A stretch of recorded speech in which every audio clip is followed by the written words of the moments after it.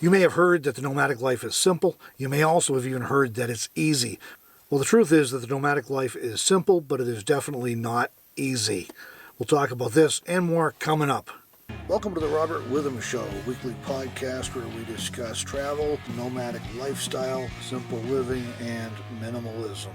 I'm your host, Robert Witham. Thank you for joining us in this episode. Welcome back. Thanks for joining me for episode 10 of the podcast. I can't believe we're at episode 10 already. It seems like it was just a few weeks ago I started this. Well, you know, the nomadic life is different in many respects from traditional living. One of the things about this lifestyle that really appeals to me is the simplicity. As a longtime minimalist and advocate of voluntary simplicity, this lifestyle fits well with my philosophy of life. Despite the fact that the nomadic life, at least for those of us who boondock in vans or RVs, is simple, it's definitely still not easy. Before we dive into the topics today, I wanted to ask you if you're not subscribed already, either on YouTube if you're watching there, or in a podcast reader if you found it through iTunes or Google Podcasts or something similar. If you consider subscribing so you can be notified whenever I upload new podcasts. I try to make it every Monday. I think we've made that maybe all but 1 week so far. Well, they're uploaded weekly anyways. You can also find any podcast episodes and listen or watch on my website at robertwitham.com. And just so you know, the full show notes for this episode will also be on my website at robertwitham.com/episode 10. Okay, I also wanted to mention that issue 3 of Manatees magazine is now available in print. It's actually been available since the end of October, at least in print. The Kindles is now also up as well. So issue 3 here features southern Utah and western Colorado. This is the actual magazine, but this is the proof copy, so that's why it has the not for resale banded across it. But it is available. I'll have links in the video description and in the show notes on my website if you want to check out the magazine. Like I said, it's available in print. It's also available for Kindle, and it's also available as PDF downloads in 3 different sizes to fit various devices you may want to read on. In addition to the western Colorado and southern Utah scenery in this magazine, there's another original short story from Deborah Dickinson. A Race Against Time chronicles the adventures of preservationist Pamela White as she works to conserve historical treasures for future generations. I think you'll really enjoy it. It spans 5 full pages in the magazine, and I really enjoyed reading it, and I think you will as well. And just note, too, this was out at the end of October. Issue 4 will be out in December, and then hopefully this is our first year working on some kinks. Hopefully, 2020 having spread out a little more evenly. They weren't quite as even as I would have liked this year, but first year growing pains, figuring out some new things. So, and also I've had a lot of requests for subscriptions for the magazine, and that is coming soon. I'm working on that now. We'll have that available before probably this month in November. All right, so time for some Nomad news. National Park Service reverses a plan to allow ATVs in Utah's national parks after a significant, and I think for them surprising, backlash. The National Park Service actually recently changed a long-standing policy banning street-legal off-road vehicles within national parks in Utah. Now, if you're coming from a lot of places in the country, that would be a surprise to you that would even be considered, because like where I used to live, New York, Massachusetts, places like that, you don't drive ATVs or OHVs on the road, period. You have to register them to operate them legally anywhere, but you definitely do not drive them on the roadways. When you get out into these western states, they do allow these vehicles to be operated on the roadways if they're registered and have lights and other things to make them street legal. Well, in any event, the National Park Service announced this change, and the blowback was immediate, and it also came from interesting places, which is what I find so intriguing about this story. This policy change was opposed by conservation groups, not surprisingly, as well as Grand County officials in Moab and local off-road business owners. And that is a little intriguing because off-road stuff is a huge deal in Moab and in Grand County and really in all of southern Utah. So the opposition is centered around a few key issues, and that includes that too many ATV operators do not follow the rules about where they can travel. And if you've ever spent any time out here, you know how true that is. That's just a chronic, ongoing problem, and the Park Service does not have the resources to police that and actually enforce the policies they put in place. For far too many ATV or OHV operators, it seems that the minute they get into the driver's seat, they may be perfectly respectable citizens everywhere else, given the benefit of the doubt here, but they are not too often when they get behind the wheel of an OHV or astride an ATV. I've just seen far more reckless and irresponsible ATV and OHV operators than I have responsible ones. I know there's some responsible ones out there. You don't have to write and tell me that there are some, but they are not the majority in my experience. Other issues, though, get off that soapbox. Noise. You think I'm hearing impaired, and I can hear these things coming from more than a mile away. It's absolutely ridiculous. Nobody else can enjoy any peace and quiet or wildlife or anything else when ATVs and OHVs are in the neighborhood. That's just the way it is. And it's a shared use thing that we ought to be respectful, or we should be respectful of each other and other people who are using the land, public lands, and I don't have a problem if they put ATVs and OHVs in certain areas, but I do have a problem when they start putting them all over the place, because it just limits or completely eliminates the ability of many other people to enjoy and use the land as well. So that flies in the face of the shared use concept that's supposed to govern public land management.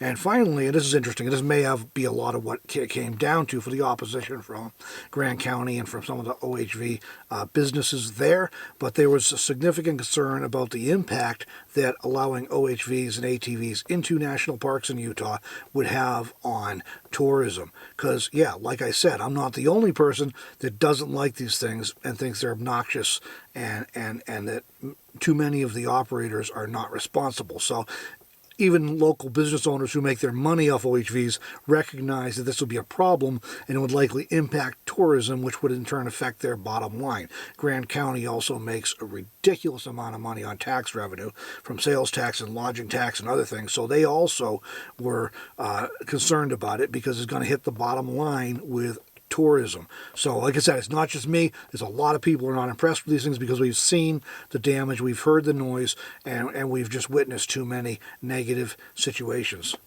So the good news, though, this wraps up with a good note.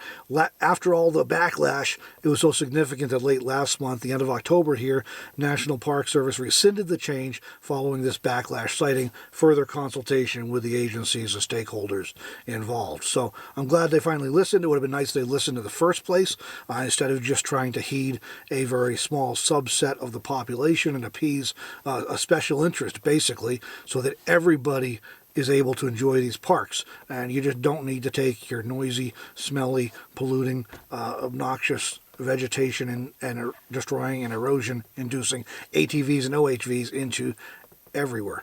It's okay to have places where they're not allowed. And so I, for one, am very glad that they killed that proposal. All right, so enough of that. Moving on to another one out of Arizona this time. Wizard Rock, a well-known and popular one-ton boulder, was recently stolen from Prescott National Forest in Arizona. Yeah, you heard that right. Somebody stole a one-ton boulder from the National Forest in Prescott National Forest. Yeah. You can't make this stuff up, I'm telling you. So Wizard Rock, as it's known locally, is a massive black boulder. Well, it has to be massive, right? It weighs an entire ton, roughly. It's a massive black boulder with these really interesting white quartz stripes that run throughout it. And it's well known, and it has been named this particular rock because it's so interesting and well known. Well, park officials noted after the theft that the thief would have needed to utilize heavy equipment during the heist. Yeah, you're not going to pick that up with your friend and throw it in the back of a pickup truck. Officials then asked anyone with information about the hefty heist to contact them and share that information. I don't know if that happened or not, but 2 weeks after Wizard Rock disappeared, it just as mysteriously reappeared where it was taken from. Park officials are just grateful that it's back and are not pursuing the matter further. But I got to ask, who steals a one-ton boulder from a national park? I mean, how does this pop into your mind? This isn't you're walking along, you see a pebble that's interesting, and you pick it up and put it in your pocket. We're talking about a one-ton boulder. That thing's massive, it's heavy. You're going to have to bring in heavy equipment in a big truck to steal it. Who thinks that's a good idea? Who thinks that, period? I mean, how does that come into somebody's mind, and how do you think it's a good idea? I also can't help but wonder who thinks that they're going to get away with stealing a 1-ton boulder that also happens to be a popular attraction with visitors and local residents alike. Where are you going to put it? You're not going to put it in your front yard because you're going to get caught. So what, are you going to hide it in your backyard or something? And then you can never have family or friends or anybody else over to visit, or no contractors working your property or anything else, because somebody's going to recognize it and somebody's going to turn you in, and then you're going to be in trouble. So how does this, I mean, I don't get how the idea happens in the first place. I don't get how you think it's going to be a good idea to follow up on the idea, and I don't get how you think you're going to get away with it and it's not going to get found out and you're going to get jammed up on it. But in any event, I mean, I'd like to say, somebody you say somebody just didn't think about something. How do you not think about this? I mean, you got to have the equipment to steal the thing, right? Anyways, it was removed unlawfully. It was returned, fortunately, so it's that deal's done. Hopefully nobody else steals it. Hopefully the publicity this thing got will deter other people from doing something similar, even with a smaller rock that 2 men might be able to lift up and put in the back of a pickup truck. In case you're wondering, removing minerals, including 1-ton boulders, from national forests is illegal without a permit.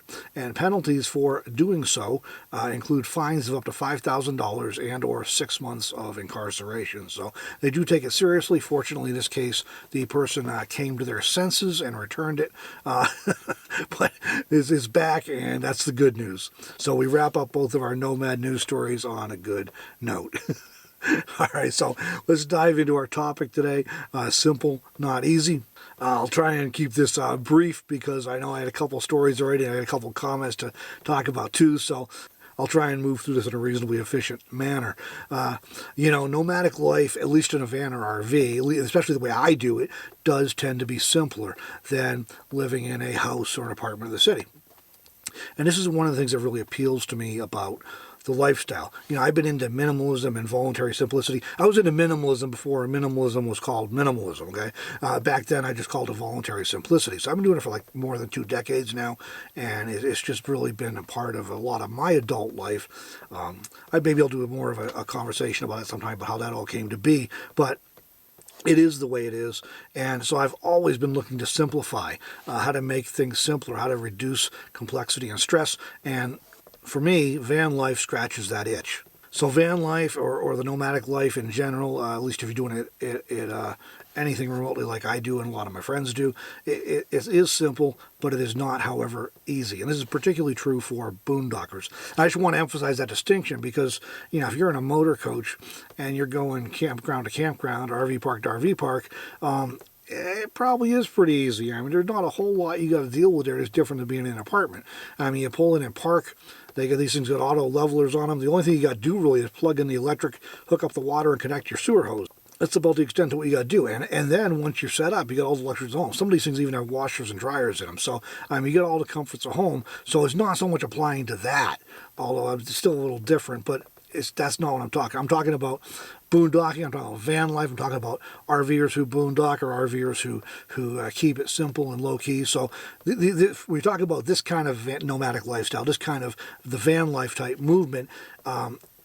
It's simple, but it's definitely not easy. Deborah likes to say this lifestyle is kind of like pioneer living, and I like that analogy. Now, there are, of course, some comforts and conveniences that we enjoy, even roughing it in a van or a minivan boondocking, right? There's still some comforts we enjoy that old-time pioneers did not have. Things like at least limited electricity, engines in our vehicles instead of having to hook up the horses or the oxen, faster and more comfortable travel. I mean, I can't imagine wanting to travel through the American West here in a wagon. There's times when I pretty much think about it every time I do a road trip out here. It doesn't matter where I'm driving, and you see for miles, and it seems like the horizon never moves sometimes. And you drive across South Dakota, man. It feels like you can go for 6 hours and think you haven't moved a mile. I mean, it's just okay. The Badlands is a little interesting in the middle. The Missouri River is a little interesting, but for the most part, if you've ever been through there, you know what I mean. It's flat and it's rolling prairies, but pretty flat, and you can see forever. And I can't imagine it doing it in a wagon. So and we definitely have some amenities and comforts and conveniences that the old time travelers did not. I'm well aware of that, but there are still some similarities and parallels, I think. And the longer I do this, the more I think that. We too, as modern day nomads, as boondockers, are often adventuring and exploring the wide open West. We're voluntarily living more simply and with fewer comforts and conveniences than city dwellers, and then we lived with ourselves in years past. And that's really a parallel there, because, even as primitive things were maybe in the late 18th century, they still were more quote-unquote civilized and advanced and had more comforts and conveniences in the cities than they did out on the prairie. So there was definitely, you had to be a hardy soul and or pretty desperate to leave behind everything you've ever known, all your family and friends, and head out into the frontier to try and make a life for yourself. So there's definitely some parallels there.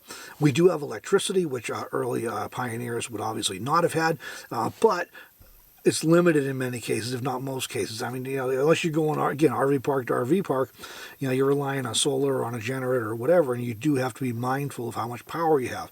You just don't have virtually unlimited power like you do when you are in a house. And when you're in a house, you're thinking about the dollars on your electric bill. When you're in a van or an RV boondocking, you're thinking about amp hours. You're counting every single thing you use, how long the light's been on, how much power that bulb uses, not because of the dollar cost on your electric bill, but because you're going to run out of power if you don't, because you only have so much coming in, you only have so much storage, and you have to use less than that or you'll have dead batteries and no power at all. So we do have electricity, but it's limited. We live closer to the land and to the elements. We are a lot more in tune with what's going on around us in the natural world, and you have to be. And again, this isn't going to apply really if you're in a big fancy RV going RV park to RV park, but if you're out boondocking in the forest or in the desert, you're very much aware of if it's hot or if it's cold, because you are hot or cold, and you're trying to figure out how to cool down a little, or how to warm up a little bit. When it starts snowing, you know it. You've all had experiences like this. You're sitting in an office at work and you walk out on your lunch break or the end of the day and you're like, oh my gosh, when did it start snowing? Or, oh, it's a beautiful day. I didn't realize it was so nice today. Because we're cut off and isolated from the world. And as we do the same thing in our homes, if you got the blinds pulled, you don't know what's going on outside. Your climate control runs automatically for air conditioning or heat, and you just aren't even really connected to what's happening outside. So you live boondock and you're out primitive living in the wilderness, whether it's a desert or the prairie or the mountains or the whatever forest, whatever it is. You're a lot more in tune with what's going on. You tend to know the cycle of the moons. You notice whether it's cloudy or not at night, because you can't see the stars, or you do get a good star view. You're aware of light pollution from nearby cities or towns because it messes up your view of the stars.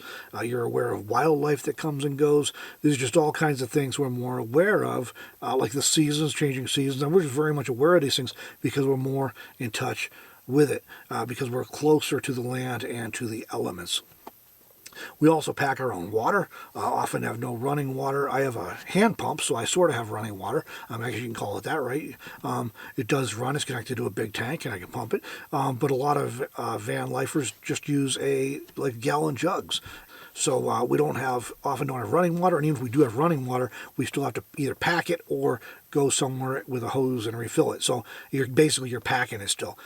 But even if we do have running water, we still have to pack it. And what I mean by that's a term that off-gridders use, or people who live in areas that don't have good wells or municipal water, and they have to haul water in on a trailer or in a truck and dump it into a cistern or whatever. And so we're doing the same thing as boondockers. We're having to pack our water, whether that's in gallon jugs or in a big holding tank in the rig. We're having to fill up water somewhere and carry it out with us because we don't have the ability to be connected to a city municipal supply or to a well. We also manage our own waste because we have no municipal sewers.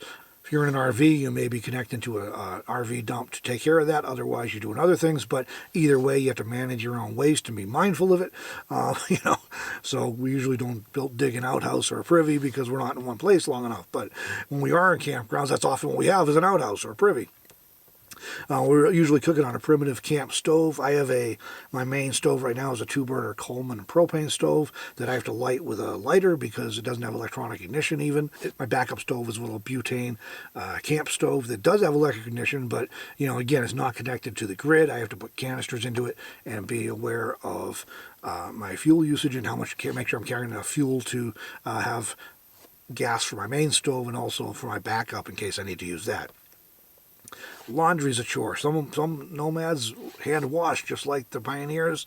Others go to a laundromat. I'm not sure which is the greater torture, to be honest with you. But again, unless you're in a fancy big RV that happens to have a washer and dryer in it, and you're in an RV park where you can be connected to water and electricity and sewer to run all that stuff, you got to either wash it yourself by hand or bring it to the laundromat.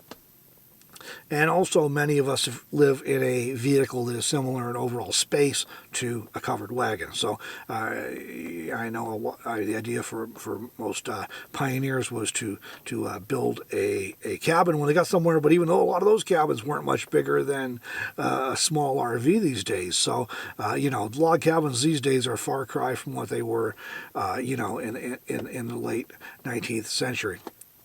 So nearly everything in the nomadic lifestyle, if you're doing like van life or van life type living in an RV, it is simpler. But nearly everything is harder or takes longer. Now, this varies a bit depending on your setup. Again, a fully equipped RV, if you're hooking up to utilities, you're not going to have the same amount of work here. Some of these things are going to be easier than closer to being in a house. But if you're doing it simple, like in a van or, in an RV and you're off-gridding, everything takes longer and everything is harder. But it is simpler. And it still is a rewarding life, despite the fact that it's somewhat harder and takes longer to do basic tasks. So the deal is the van life sits solidly between traditional camping, when you went out and pitched a tent, or you went hiking and pitched a tent, and living in a house. And along that continuum between traditional camping and living in a house, you have van life and you have RV life.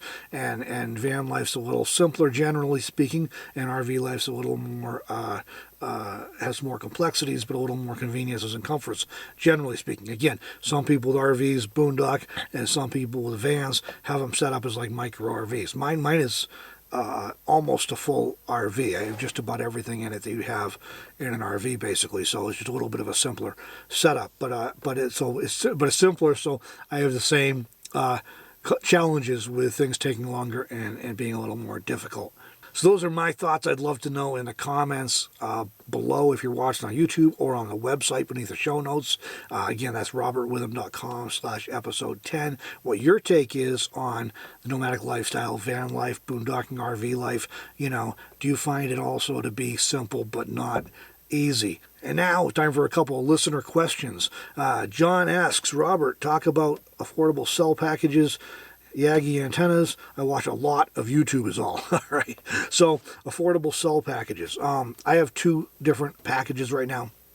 My main package, my phone, which I just had to upgrade this week because Deborah and I timed it right for our phones to die at the same time.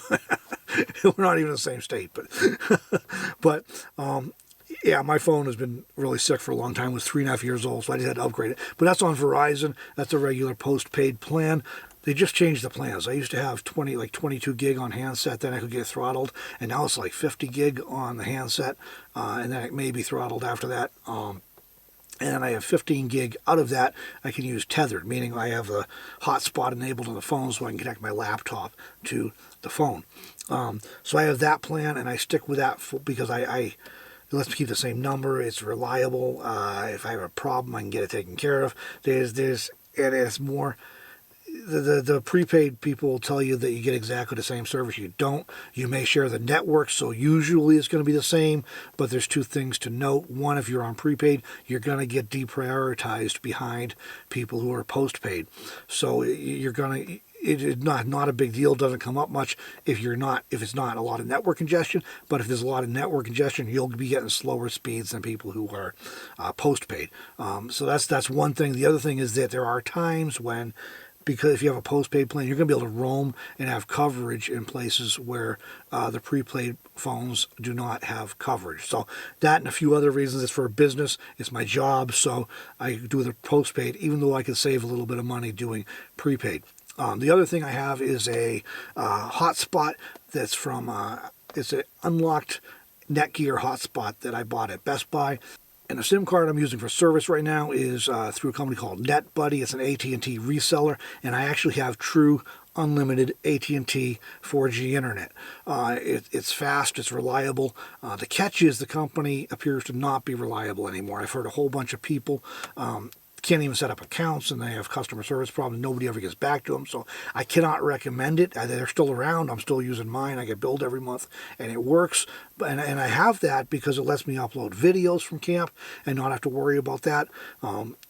You know, you can go through average videos, 3-4 gigabytes, you know, so you start thinking you got 15 gigabytes on your phone. I can tether, right?